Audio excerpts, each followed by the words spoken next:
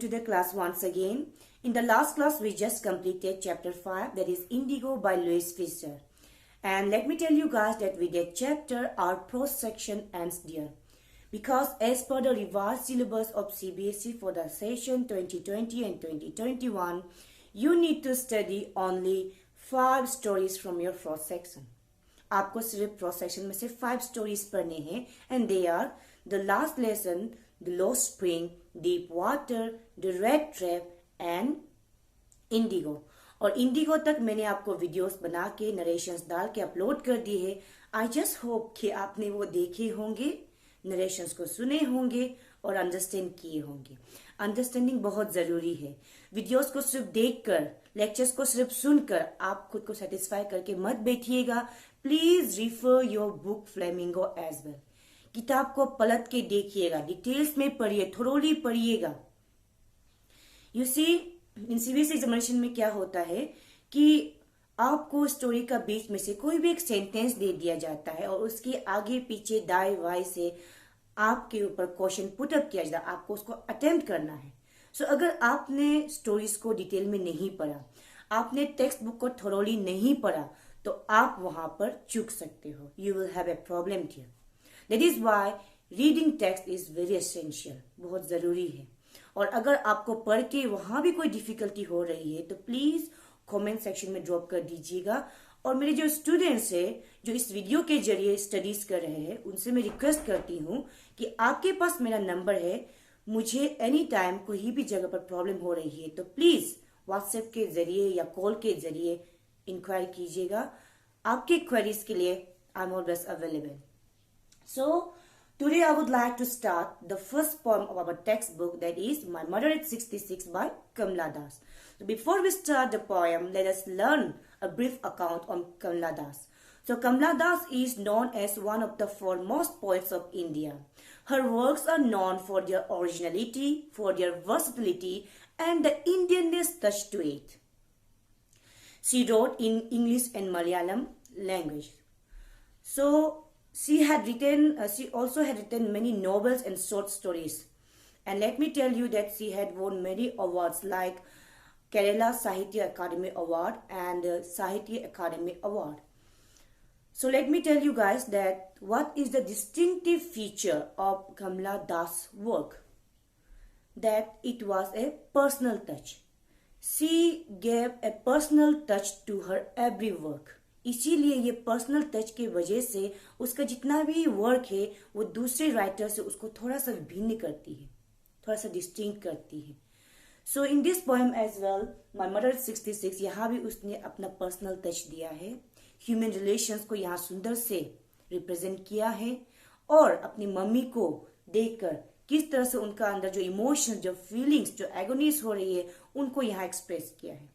And let me tell you this poem, My Mother at 66 जो है, this poem is in a single sentence punctuated by a comma. Poem का खासियत ये है कि ये पोएम जो है एक सिंगल सेंटेंस में है, कोमा से पंक्चुएट करके.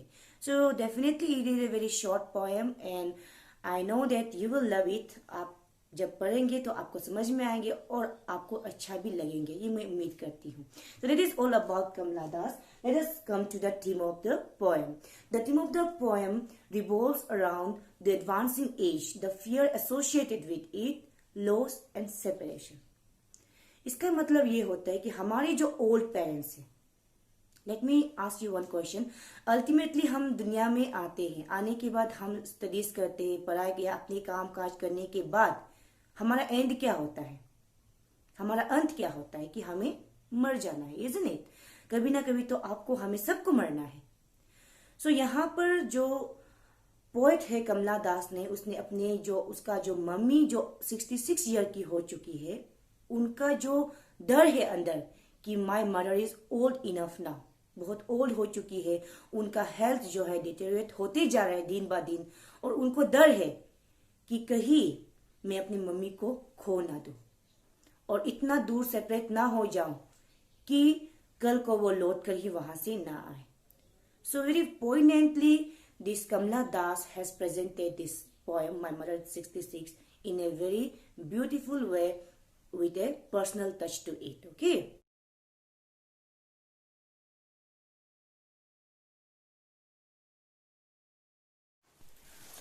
As I told you earlier that this poem is written in a single sentence punctuated by commas.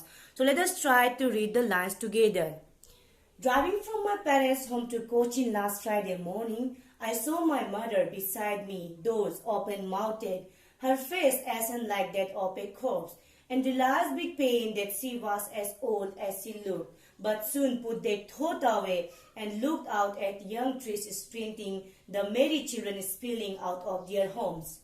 So the poem opens on a Friday morning जब पोएट अपने parents से मिलकर, जो कि कोचिन के बगल में रहते थे, उनसे मिलकर वो अपने घर वापस जा रही है और अभी वो कोचिन एयरपोर्ट की तरफ जा रही है अपनी मम्मी के साथ, जो कि 66 ईयर ओल्ड है। उनके मम्मी उनको सी ऑफ करने के लिए उनके साथ जा रही है और वो अभी कार के अंदर है। So at this point the poet turns her head to have a look at her mother और उन्होंने देखा that I saw, who is I here? The poet Kamla Das. I saw my mother.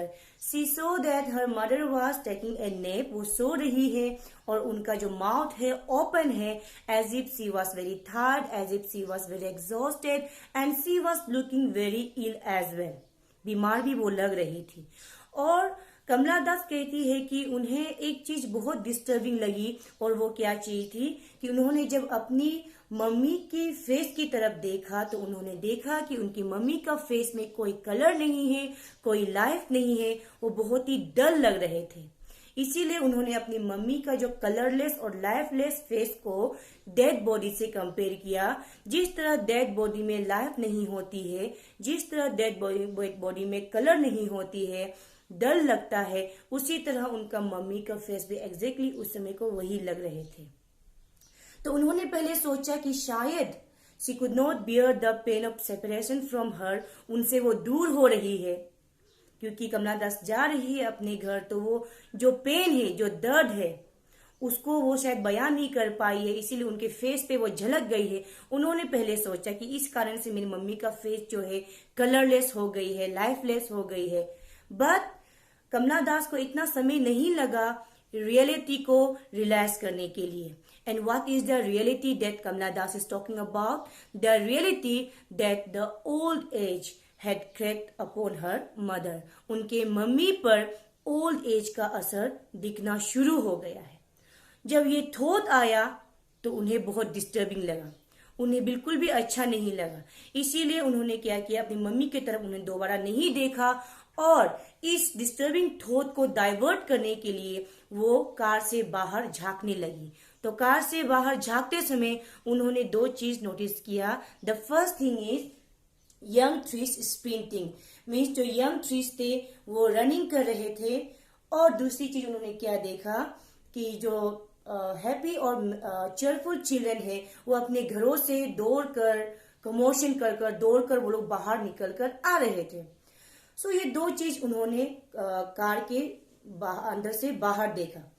सो अभी आपके दिमाग में ये question आ रहे होंगे कि since the tree doesn't have a leg, उनके पास लेग नहीं है, तो how can they run, how can they make a race, वो कैसे दौड़ सकते हैं, इजंट इट?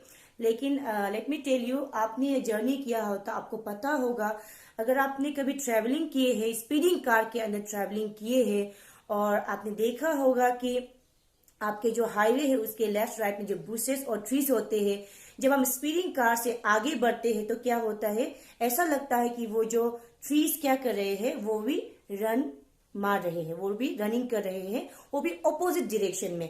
और ऐसा करते करते क्या होता है, जो ट्रीज निकल गया, गाड़ी आगे बढ़ते रहती है और जो ट्रीज है वो इस तरह आते आते पीछे छूट जाता है।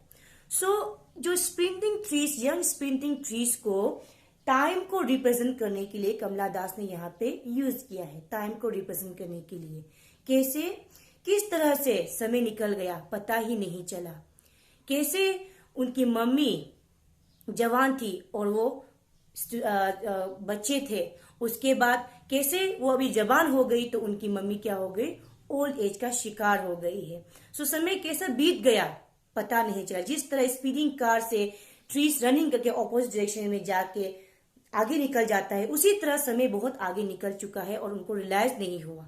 सो ये टाइम को रिप्रेजेंट करने के लिए यंग ट्रीज को दौड़ते हुए बताया गया है। उसके बाद आप देखेंगे द मेरी children spilling out of their homes. जो चिल्ड्रन है उनको रिप्रेजेंट किए करने के लिए, यूथ को रिप्रेजेंट करने के लिए चिल्ड्रन को यूज किया गया है। जिस तरह से यूथ में क्या होता है कि a person is full of life, full of energy और बहुत एक्सुबरेंट होता है, उसी तरह चिल्ड्रन लोग भी क्या होते हैं, छोटे समय को बहुत एनर्जेटिक होते हैं वो लोग, इजंट इट? वो लोग लाइफ फुल ऑफ लाइफ होते हैं। तो उसी को रिप्रेजेंट करने के लिए जो मेरी चिल्ड्रन को यूथ को रिप्रेजेंट करने के लिए यहाँ पे यूज किया गया। जिस तरह youth is full of life, is full of energy, they are exuberant, in the same way children भी वही होता है। तो उसी को रिप्रेजेंट करने की, यूथ को रिप्रेजेंट करने के लिए मेरी चिल्ड्रन यानी कि हैप्पी एंड चेयरफुल चिल्ड्रन को यहाँ पे यूज किया गया है। और यहाँ पे और एक चीज आप देखिएगा कि जो यंग स्प्रिंटिंग ट्रीज है और मेरी चिल्ड्रन दोनों समय और यूथ को रिप्रेजेंट करने के लिए यूज किया गया है, लेकिन ये किसका कंट्रास्ट में है? उसका मदर का ओल्ड एज का कंट्रास्ट में है। एक हैंड में क्या है, उनकी मम्मी जो ओल्ड हो चुकी है, जो उसका हेल्थ जो इल है, उसका हेल्थ भी उसको सपोर्ट नहीं कर रही है, वो बीमार भी है, वो बहुत ही फ्रेजाइल हो चुकी है, वो बहुत ही हेल्पलेस हो चुकी है। On the other hand it is a matter of time, it is a matter of life, it is a matter of energy.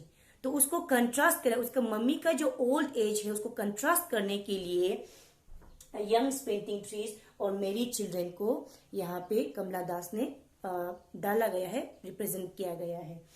सो अभी आपने देखा होगा कि मैंने कुछ कुछ वर्ड्स को यहाँ पे सर्कल किए गए, ओवल बनाए हैं। तो आप देख सकते हैं स्प्रिंटिंग का मतलब क्या होता है, रनिंग और रेसिंग। स्पिलिंग का मतलब क्या होता है, रशिंग आउट। और एसन का मतलब क्या होता है, कलरलेस। एंड कॉप्स का मतलब क्या है, डेड बॉडी। दोज का मतलब क्या है, नेप, मीन्स स्लाइट स्लीप, हल्का से सोना। इट इज कॉल्ड दोज और नेप, ये सब सेम होता है। अभी आप देखिएगा मैंने दो सेंटेंस को बॉक्स में डाल के लिखा गया है, आप देख सकते हो। और एरो देके मैंने क्या बताया, सिमिली लिखा है वहां पे, आप देख सकते हो। तो देखिए, her face as and like that of a corpse. Her face, किसका फेस, कमला दास का मदर का face, as and like that of a corpse. Compare किया है कमला दास का जो मम्मी का फेस है उसको उसने क्या से कंपेयर किया, डेड बॉडी से कंपेरिजन किया। तो आपको मालूम होगा कि हम जब ऑपोजिट पोल की चीज को कंपेयर करते हैं लाइक या एज लगाकर, तो उसमें कौन सा लिटरेरी डिवाइस यूज होता है, सिमिली। आपको पता होगा सिमिली यूज होता है। जैसे कि आप कहेंगे you look like Salman Khan, आप सलमान खान की तरह दिखते हो। अगर मैं कहूं you R A Salman Khan, दोनों में क्या अंतर है? ऑफन बच्चे लोग जो है मेटाफोर और सिमिली के बीच में हमेशा कंफ्यूज हो जाते हैं। मेटाफोर में क्या होता है कि आपको डायरेक्ट कंपैरिजन किया जाता है, that you R A Salman Khan, आप सलमान खान हो। लेकिन सिमिली में क्या होता है, आप उसकी तरह हो। Okay, you are like that. As और लाइक को एड करके वहां पे यूज करके हम जब कंपेयर करते हैं वहां होता है सिमिली। तो यहाँ पे जो लिटरेरी डिवाइस यूज किया है इन दो सेंटेंस में, she was as old as she looked, इसमें सिमिली का इस्तेमाल किया गया है क्योंकि कंपैरिजन कर रहा है क्या यूज करके, लाइक और एज को यूज करके। सो आई जस्ट होप कि आपको ये पोर्शन समझ में आए होंगे, और कहीं कुछ समझ में नहीं, कोई डाउट है, कोई कंफ्यूजन है तो कमेंट सेक्शन में डालते जाइएगा। I am explaining you dear.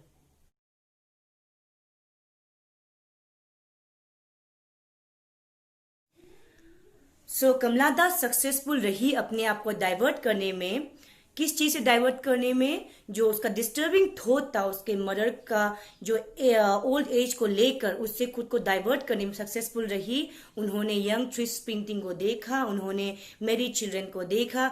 अब करते करते वो लोग पहुंच गए एयरपोर्ट। एयरपोर्ट पहुंचने के बाद अभी क्या है, मदर और डॉटर का सेपरेशन का समय आ गया, दोनों को एक दूसरे को अलविदा कहना है। और अभी सिक्योरिटी चेक के बाद कमला दास पहुंच गई अंदर और उनकी मम्मी जो है बाहर ही रह गई। At this point Kamala Das turn back again, वो वापस फिर से मुड़कर उसने अपनी मम्मी को देखा जो कि थोड़ी दूर पर खड़ी थी। उन्होंने देखा फिर से अपनी मम्मी का फेस को उन्होंने कंपेयर किया लेट विंटर्स मून से, क्योंकि उनका मम्मी का फेस वही डल, वही लाइफलेस, वही कलरलेस, धुंधला सा दिखाई दे रहा था। तो उसको लेट विंटर मून से कंपेयर किया गया। लेट विंटर मून से क्यों? लेट विंटर मून भी इतना क्लियर नहीं होता है, धुंधला सा होता है because of this fog and mist का प्रेजेंस का वजह से। इसीलिए उसका मम्मी जो दूर में खड़ी थी, वो उसका जो डलनेस, उसका जो कलरलेस और लाइफलेस फेस इतना विजिबल नहीं था, इसलिए उसको फिर से लेट विंटर मून से कंपेयर किया गया। और उसको देखकर कमला दास को अगेन पेन होना शुरू हो गया, फिर से वो डिस्टर्ब होना शुरू हो गई। और उनका जो चाइल्डहुड फियर था, उनका जो फेमिलियर एक था, जो चाइल्डहुड फियर फिर से वापस आ गए। And what is the childhood fear of Kamala Das? The childhood fear of losing her mother. अपना मम्मी को खो देने का डर, वो डर जो बचपन से उसको खाए जा रहा था, वो फिर से उसके अंदर वापस आ गई और वो इमोशन हो गई, वो टूट गई, वो पेन हो रही है अंदर से। But she gathered the strength, और उसने अपने इमोशंस को, अपने फीलिंग्स को अपने अंदर ही दबा के रखा, क्योंकि उनको मालूम है कि अगर वो कमजोर पड़ गई तो उसकी मम्मी जो कि ऑलरेडी ओल्ड एज का शिकार है, जो कि ऑलरेडी बीमार है, वो और कमजोर पड़ जाएगी और ये उसके हेल्थ के ऊपर बुरा असर पड़ सकती है। इसीलिए उन्होंने क्या किया, अपने जो फीलिंग्स, अपने इमोशन, अपने पेन्स को अपने अंदर ही उसने दबा के रखा। और फेशियल एक्सप्रेशन कैसे दिया? सी स्माइल, स्माइल एंड स्माइल, हंसते हुए पॉजिटिव वाइब्स दिया मम्मी को कि अच्छे से रहना, हेल्दी रहना, लाइक एक पॉजिटिविटी उनको दिया। So you can see here, see you soon Amma, these 4 words, okay, see you soon Amma, ये 4 वर्ड्स जो है, इस पे हमें एक होप देखने को मिलता है, इस पे हमें एक ऑप्टिमिज्म देखने को मिलता है। इसमें कमला दास क्या कहना चाह रही है? दैट मम्मी को ये नहीं बोल रही मम्मी टेक केयर, स्टे वेल, कुछ नहीं बोल रही है। She is saying see you soon अम्मा, एक होप दे रही है कि आप नहीं मरोगे। दो यू आर ओल्ड, दो यू आर इल, लेकिन आप नहीं मरोगे। हमारे नेक्स्ट विजिट तक आप सही सलामत रहोगे और हम तब मिलेंगे। एक होप है, एक ऑप्टिमिज्म यहाँ पे देखने को मिलता है। सो you can see here, and smile and smile and smile, वो हंसती रही, हंसती रही, हंसती रही। क्यों वो हंसती रही? क्योंकि वो अपना जो फीलिंग्स है, अपना जो पेन है, उसको वो कंसील करना चाहती थी। अगर वो कंसील नहीं करेगी तो उसकी मम्मी को भी उसका असर होगा, उसे वो मालूम था। इसीलिए उसने अपने जितना भी पेन था, इतने फीलिंग्स, इमोशंस को उसने कंसील किया। इसीलिए वो हंसते हुए एक पॉजिटिव वाइब के साथ अपने मम्मी को फेयरवेल करते हुए वो वहां से चली गई। सो यू कैन सी हियर, मैंने यहाँ फिर से एक सेंटेंस को बॉक्स के अंदर लिखा है, आप देख सकते हो। One fell as a late winter's moon. यहाँ फिर से कमला दास ने अपनी मम्मी का जो फेस है उसको एक लेट विंटर मून से कंपेयर किया गया है। जो मम्मी थोड़ी दूर पे खड़ी थी, उनका फेस इतना विजिबल नहीं था, उसको लेट विंटर मून से कंपेयर किया गया है। सो यहाँ पे अगेन लिटरेरी डिवाइस सिमिली का इस्तेमाल किया है। ओके, सो देखिए इस तरह से जो poem My Mother is 66 by Kamla Das ends here, and I just hope that you understood the poem well. और अगर आपको कहीं डिफिकल्टी हो रही है कोई एक्सप्रेशन में, कोई वोकेबुलरी में, या कोई सेंटेंस में, या कोई लाइंस में, अगर आपको समझ में कुछ नहीं आ रहा है तो प्लीज कमेंट सेक्शन में ड्रॉप कर दीजिएगा। और कुछ भी डाउट्स, जो मेरे स्टूडेंट्स जो ये वीडियो देख के पढ़ रहे हैं, कुछ भी डाउट्स है, कुछ समझ में नहीं आ रहा है, तो आप मुझे पर्सनल व्हाट्सएप पे भी अप्रोच कर सकते हो। So take care, study well.